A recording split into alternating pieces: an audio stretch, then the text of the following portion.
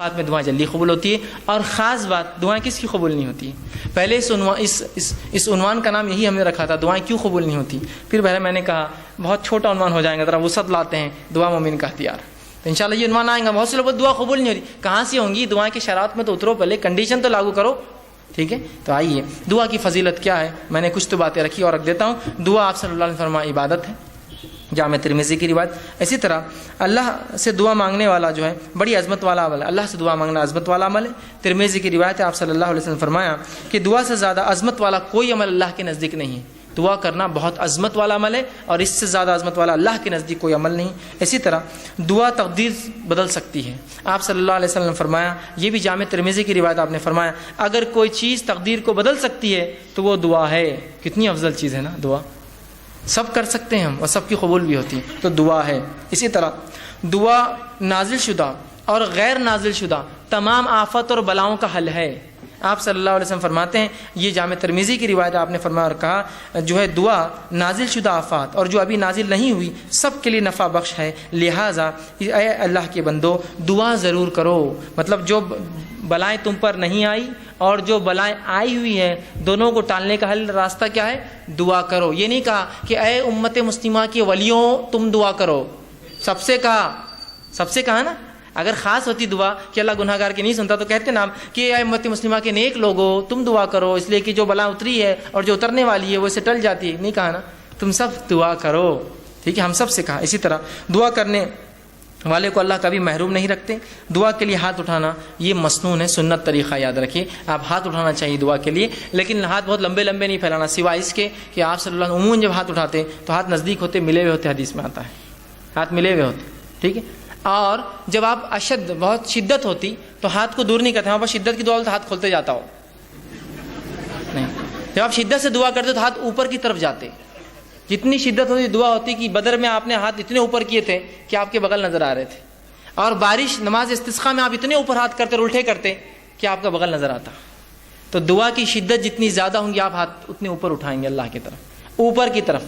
یہ عاجزی کی علامت ہے، اور ظاہر سی بات ہے بندہ ہاتھ اٹھا رہا ہے مطلب کچھ مانگ رہا ہے، ایک بھکاری کی حیثیت سے کھڑا ہے، ٹھیک ہے، عاجزی کی علامت ہے۔ میں یہ بھی نہیں کہوں گا کہ ہاتھ کھلے رکھنے سے دعا نیچے گر جاتی، ایسا نہیں ہے، یہ سب اللہ کا غائب کا معاملہ ہے، لیکن ہاتھ ملانا چاہیے، اور ہاتھوں کو آپ اس کی شدت کے اعتبار سے کیجئے، اور قبلے رخ ہونا بھی یہ سنت ہے، یاد رکھ، ٹھیک ہے۔ تو آپ صلی اللہ علیہ وسلم فرمائیں دعا کے لیے ہاتھ اٹھانا مسنون ہے، اور دعا جب کرتا ہے بندہ محروم۔ ابن ماجہ کی روایت آپ نے فرمایا اور کہا تمہارا رب بڑا حیا کرنے والا ہے اور بڑا سخی ہے، بہت دینے والا ہے، اس کو ایک تو شرم بہت آتی اور بہت سخی ہے، بہت دینے والا ہے، تو لہٰذا جب بندہ اس کے حضور میں ہاتھ اٹھاتا ہے تو اللہ کو شرم آتی ہے، میں کیسے نہیں دوں گا اس کو، ایک بے حیا مطلب بہت حیا آتی ہے اس کو کہ کوئی اس کے در پر آئے مانگے اور وہ خالی ہاتھ چھوڑے۔ تو اللہ کے رسول نے کہا جب بندہ ہاتھ اٹھاتا ہے تو اللہ بڑا حیا دار ہے، بڑا سخی دینے والا ہے، تو اس کو شرم آتی ہے، حیا آتی ہے کہ اس بندے نے جس نے ہاتھ اٹھایا اس کو خالی کیسے جانے دے، تو کچھ نہ کچھ ضرور ڈالتا ہے آپ کی جھولی میں، یاد رکھیے، یا تو چیز کے بدلے چیز، دعا کے بدلے، اس کے بدلے آخرت میں ثواب، یا اس کے بدلے ایک مصیبت ٹالتا ہے، اس لیے کہ اس کو حیا آتی ہے آپ کو لوٹانے کے اندر، ٹھیک ہے۔ تو ہاتھ اٹھانا بڑا سنت ہے، اور اللہ دعا۔ اسی طرح جو ہے دعا کے تعلق سے بات آتی ہے، اس کے کچھ آداب ہیں، ان آداب کا بھی لحاظ رکھیں۔ ان آداب کا ہم لحاظ نہیں رکھیں گے تو ہو سکتا ہے دعا جو آپ کہتے ہیں قبول نہیں ہو رہی ہے، ہم کو لگ رہا ہے اس کا ہو سکتا ہے۔ آئیے سنیے دعا مانگنے کے لیے جو ادب رکھنا ہے، جامع ترمذی کی روایت ہے، ایک شخص آیا، 2 رکعت نماز پڑھی، نماز کے بعد اس نے دعا کی اے اللہ میری مغفرت کر، مجھ پر رحم کر، اور اس کے بعد چلا گیا۔ آپ نے کہا اس کی قبول نہیں ہوئی، صحابہ نے کہا اس کی قبول نہیں کیوں؟ تو آپ نے فرمایا جب دعا کرو تو سب سے پہلے اللہ کی حمد و ثنا کرو، تعریف بڑائی بیان کیجیے اللہ کی، سورہ فاتحہ ہے، سورہ اخلاص ہے، اللہ کی حمد و ثنا، اس کے بعد مجھ پر درود بھیجو، اور اس کے بعد اپنی حاجت رکھو۔ تو دوسرے صحابی نے سن لیا، فوراً گئے، نماز پڑھی، اس کے بعد الحمد ثنا کی اور رسول اللہ صلی اللہ علیہ وسلم پہ درود بھیجا، اور اس کے بعد جو ہے اپنی دعا کہ اللہ کے رسول نے فرمایا اس کی قبول ہوئی۔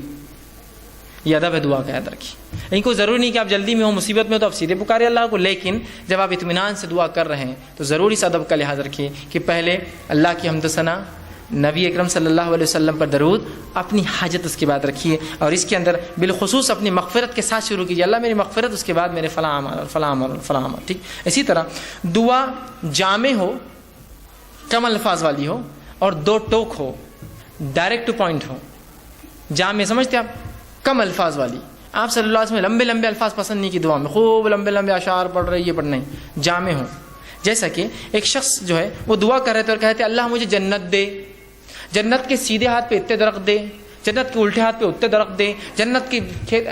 تو ان کے والد نے کہا آپ صلی اللہ علیہ وسلم نے ہمیں منع کیا تھا ایسی دعاؤں کے تعلق سے، ایسی تفصیلی جامع دعا کرو جنت دے. اب جنت میں سب کچھ مل جائے گا نا، یہ خواہ کیوں کر رہے تم اتنے جھاڑ ادھر اتنے جھاڑ ادھر، یہ اللہ خود دے دیں گے سب. اور جہنم سے پناہ مانگنا ہے تو صرف یہ دعا کرو اللہ جہنم سے پناہ دے. اتنی تفصیلات کیوں کہ جہنم کی یہ پناہ دے اور وہاں سے پناہ دے، صرف آپ کر لیجئے خالی. سمجھ رہے ہیں بات کو؟ تو جامع ہو، لمبے لمبے الفاظ، تفصیلی نہ ہو، جامع ہو. اے اللہ جنت دے، جنت کی نعمتیں خود مل جائیں گی نا ساتھ میں. اس کو کیا آپ کو ضرورت بولنے کی اتنے جھاڑ، اتنی حوریں، اتنے فلاں، اتنے گھر، اتنے پیسے، ضرورت ہی نہیں ہے نا. جنت مل گئی، سب کچھ آ گیا. جہنم سے بچ گئے، سب کچھ ہو گیا. اتنا کیوں کہ اللہ جہنم کے وہ حصے سے نجات دے اور وہ حصے سے نجات دے اور وہ حصے سے، خالی آپ بول دیجیے بس. بات سمجھ رہے ہیں آپ؟ ٹھیک ہے. تو جامع ہو اور دو ٹوک ہو، دو ٹوک. یہ دعا کوئی نہ کرے اللہ تو بہتر سمجھے تو دے، یہ دعا درست نہیں. کیوں؟ اللہ پہ کوئی اتھارٹی ہے کہ جو بہتر سمجھیں گا اور نہیں سمجھیں گا؟ اس کے پاس تو پوری ملکیت ہے، وہ تو دے ہی سکتا ہے. آپ مانگیے کیا مانگنا ہے آپ کو، بولیے اپنے ڈور اللہ یہ چیز مجھے خیر ہے تو دے دے، ختم. تو چاہے تو خیر دے دے، یہ کوئی آپشن نہیں. اللہ کے اوپر کیا کوئی باس ہے اس کا جو اس کو وہ کرے گا کہ تو چاہے تو مطلب وہ کسی سے پوچھے؟ ڈائریکٹ اپنے دو ٹوک الفاظ میں کیجیے اللہ یہ چیز خیر ہو تو دے دے، بس ختم. دو ٹوک ہو، مضبوط الفاظ ہو، جامع الفاظ ہو، کم الفاظ ہو اور اپ ٹو دا پوائنٹ ہو دعا اپنی. اور یہ نہیں کہ اللہ کو آپشنز کے ساتھ تو خیر تو بہتر سمجھے تو دے، بلکہ آپ نے کہا سیدھے اپ ٹو دا پوائنٹ. آپ کہے اللہ اگر خیر ہو تو یہ چیز مجھے دے دے، شر ہو تو اس سے محفوظ رکھ، ختم ہو گیا. دو ٹوک الفاظ میں کہے، یہ نہ کہے صحیح بخاری کی روایت یہ نہ کہے کہ جو اللہ تو چاہے تو، بلکہ اللہ کے اوپر کوئی بڑا نہیں، اس کا حاکم نہیں ہے کوئی، وہ خود سنتا ہے، لہٰذا دو ٹوک الفاظ میں دعا کرو. اسی طرح دعا مانگتے ہوئے دعا کی قبولیت کا آپ کو یقین رکھنا ہوگا دل میں. جب آپ شک سے دعا کریں گے نا، ہوتی نہیں ہوتی چلو کر لیں گے، لیکن آپ دعا نہیں ہوتی قبول آپ کی، اب نہیں ہوتی، چونکہ آپ ایسی بارگاہ میں جا رہے ہیں جو اتنا غنی ہے، جو کسی کو لوٹاتا نہیں ہے. اور وہاں جاتے وقت فقیر یہ سوچے کہ ملے گا نہیں ملے گا، چلو مانگ لیتے ہیں، پھر نہیں ملتا. مانگنے والے کو بالکل ڈٹ کر جانا چاہیے کہ اس دربار سے کوئی واپس نہیں جاتا. یہاں تو بھر دے جھولی کس کس سے چالو ہے، تو رب کس کو کیسے وہ کریں گے، وہ تو دینے ہی والا ہے. تو آپ یقین کریں کہ دعا قبول ہونے والی میری، وہ 3 شکلوں میں، وہ یاد رکھیں ہمیشہ. اور پھر دو ٹوک الفاظ میں کیجیے، یقین کے ساتھ کیجیے اللہ قبول کریں گا. اور دعا پوری توجہ اور یکسوئی سے کیجیے. دعا میں خشوع ہو، جیسا نماز، روزہ، زکوٰۃ، حج، ذکر و اذکار، تلاوت قرآن میں خشوع، تو اسی طرح خشوع ہو. یہ نہیں کہ آپ بہت سے لوگ دعا کرتے ہیں ہاتھ چالو ہے بس، کچھ تو بھی چل رہا ہے بس، مطلب کوئی ان کو دعا میں خشوع نہیں، بس اور یہاں آمین آمین چل رہا ہے معاملہ. خشوع کے ساتھ، عاجزی انکساری کے ساتھ، یکسوئی کے ساتھ. یہ جامع ترمذی کی روایت ہے، آپ نے فرمایا اللہ تعالیٰ سے قبولیت کے مکمل یقین کے ساتھ دعا کرو، اور یاد رکھو اللہ تعالیٰ غافل اور بے دھیان دل کی دعا نہیں سنتا اور قبول نہیں کرتا. غافل بے دھیان دل بس کر رہے اللہ بس میرے والدین کو فلاں کر دے، لیکن غافل ہے، آپ ادھر دیکھ رہے ادھر دیکھ رہے، یہ کام کیسا چل رہا، وہ کیسا ہو رہا، مسجد میں کیا کیا ہو رہا، گھر میں کیا کیا ہو رہا ہے نا، تو پھر دعا قبول نہیں ہوتی، یاد رکھیے.